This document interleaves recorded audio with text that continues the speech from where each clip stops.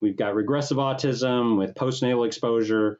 We've got the peripartum when you clamp the umbilical cord, and then you've got associations with pregnancy. And I want to be real quick here to point out that it looks like with the pregnancy associations, especially looking at the Swedish data, you need a lot of exposure to run the risk up, and it still doesn't go near as high as it does with the umbilical cord exposure. I think that even with heavy use of acetaminophen, which is more rare, you don't even get quite a doubling. It's not even quite 90% increase, which is a lot, right? It's a lot, but that's the relative risk, and not that many people are using that much acetaminophen. Whereas in the cord blood study, I mean, that they just divided women into 3 groups. So a third of the women had a 3.6-fold increased risk of autism.